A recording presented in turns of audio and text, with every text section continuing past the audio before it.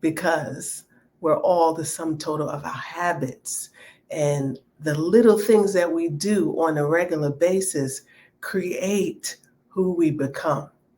And so, since things are going so amazing in this woman's life, there's some of the little things that she didn't want to do. Hey, Cheryl, there's some of the little things that um, we have been talking about, some small tweaks, some different practices that we have been talking about that weren't very high on her priority list.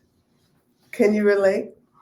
How many of you have, you know that you want to lose a couple of pounds, but you look good in your clothes, so it's not high on your priority list. Or you know that you want to get a little more sleep, that your sleep routine could be a little bit better, but you're able to function on the 4 to 6 hours of sleep, and you're excelling in your career, so it's not high on your priority list, right? Or you want a deeper spiritual connection, but at the same time things are going pretty good, so it's not high on the priority list. You know what I mean? So sometimes things are going well, sometimes things are going really well. There are no real bumps along the road. um, Marriage is good, relationships are well, the children are doing well, you're doing well in your career. There's nothing like major. Yeah, you got your regular everyday life, because we have things in life, but nothing major. And so sometimes we get comfortable and we don't go for the areas that may be a little bit out of the comfort zone because things are going great. Whereas some people that I work with, there is some friction, there's some tension, there are some things that are just not going well. So they are highly motivated in order for these changes to occur, right? There's some catalyst that says, you know what? I got to get this figured out. I want it now. I want to see a difference now. So they're a little more motivated because of the area of agitation, of pain, of discomfort, right? Sometimes in our lives, there has to be some discomfort, some tension, something to move us into making the changes that we desire. Sometimes, most times that's the case, right? Most times that's the case.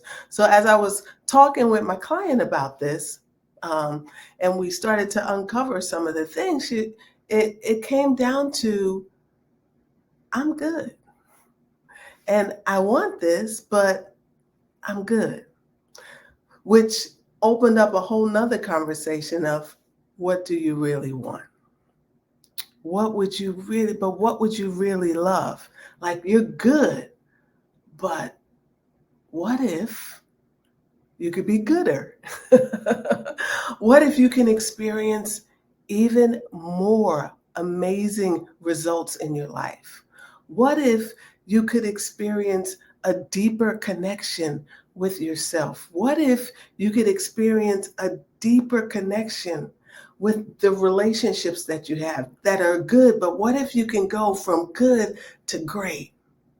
And that opened up a whole nother layer of conversations, that caused us to go to a place where she was like, let's go. Put me on the rocket ship. I'm ready.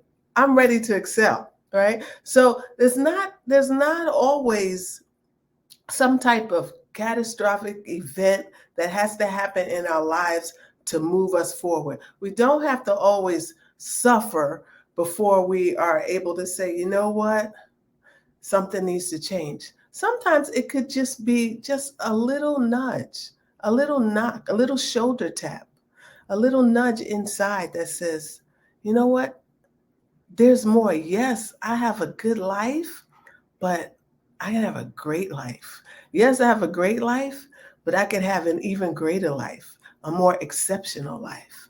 Like there is something more, and I want all that there is for me, right? So, um, there is something more. And when you have just a tinge of dissatisfaction or discontentment in your life, those are opportunities for you to look at what is it? What am I being invited to consider? What am I being invited to experience? Where am I being invited to go that maybe I haven't considered because I'm comfortable and I'm content? Contentment, contentment sometimes can jack you up. Contentment sometimes can cause you to miss out on greater opportunities. Contentment can cause you um, uh, can cause you to miss out on understanding the greater the greater good. That's the word that comes to me now for your life. There's more. There's so much more. And so, since we were created to experience more and to be more and to do more and to have more, why not go all in? Why not? Why not? Okay. So that's the tidbit that I wanted to share to you today. I was thinking over that, and I was just so excited about this woman's journey and how far she has come, and how she's enjoying so much of what she has, but recognizing that she's about to experience even more because she decided to say yes and not stay in a place that's familiar, to take that risk, right? To take that risk. Hey, Crystal, to take that risk to go to the next level, because there's always another level. And we can't get comfortable. We can't get so comfortable that we're not willing to go to the next level, because you don't know what you're missing out on. You don't know. You don't know what you don't know.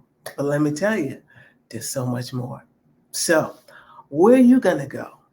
What are you going to experience? What are you willing to say yes to? More than you can ever think or imagine is available to you.